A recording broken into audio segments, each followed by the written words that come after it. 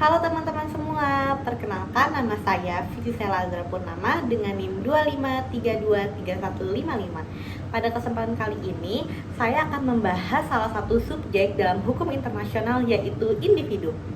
Selama ini, banyak dari kita berpikir bahwa hukum internasional hanya mengatur hubungan antar negara. Padahal, seiring perkembangan zaman, individu juga mulai diakui sebagai bagian dari subjek hukum internasional.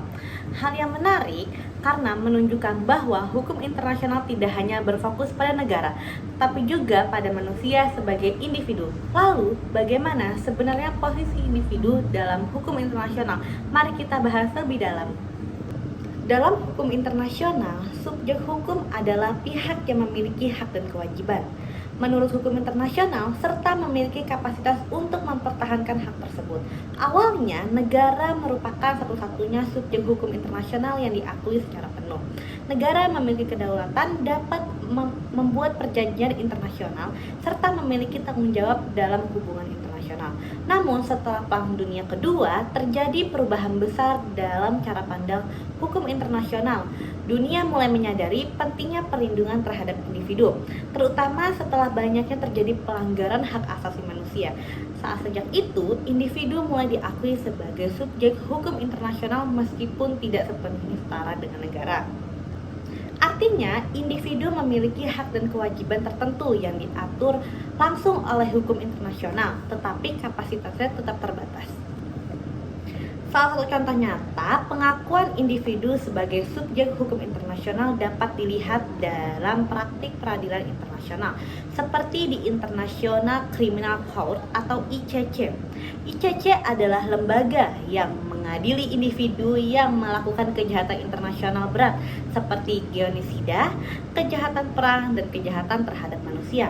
Contoh kasusnya adalah Thomas Lubanga Dilo, seorang pemimpin milisi dari Republik Demokratik Kongo.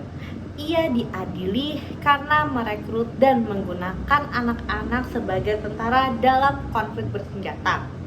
Dalam kasus ini, yang dimintai pertanggungjawaban bukan negara, tetapi individu secara langsung.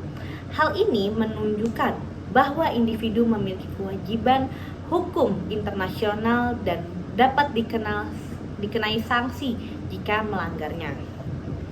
Selain itu, individu juga memiliki hak internasional, terutama dalam bidang hak asasi manusia.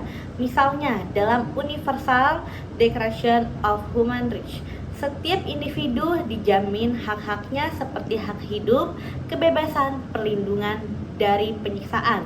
Dalam beberapa sistem, individu bahkan dapat mengajukan pengajuan ke lembaga internasional jika haknya dilanggar, misalnya melalui peradilan HAM regional. Lalu, apakah individu benar-benar memenuhi syarat sebagai subjek hukum internasional?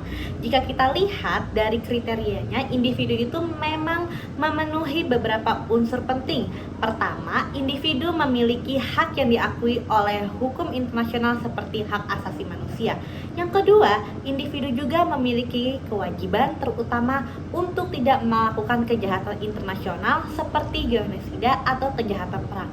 Ketiga, individu dapat dimintai pertanggungjawaban secara langsung di forum internasional seperti di ICC. Namun, di sisi lain, individu tidak memiliki kapasitas penuh seperti negara. Individu tidak bisa membuat perjanjian internasional, tidak memiliki kedaulatan, dan tidak memiliki peran utama dalam hubungan diplomatik. Oleh karena itu, para ahli hukum internasional menyebut individu sebagai subjek hukum internasional dalam arti terbatas atau lindung subjek. Meskipun terbatas, pengakuan ini sangat penting karena menunjukkan bahwa hukum internasional semakin berkembang ke arah perlindungan manusia secara langsung, bukan melalui negara. Sebagai kesimpulan, individu telah diakui sebagai subjek hukum internasional, terutama dalam konteks hak asasi manusia dan hukum pidana internasional. Meskipun tidak memiliki kedudukan yang sama dengan negara, individu pun tetap memiliki hak dan kewajiban yang diatur secara langsung oleh hukum internasional. Hal ini menunjukkan bahwa hukum internasional terus berkembang dan semakin menempatkan manusia sebagai pusat perhatian. Sekian dari penjelasan saya, semoga dapat menambah ilmu pemahaman kita mengenai hukum internasional. Terima kasih atas perhatiannya. Dah.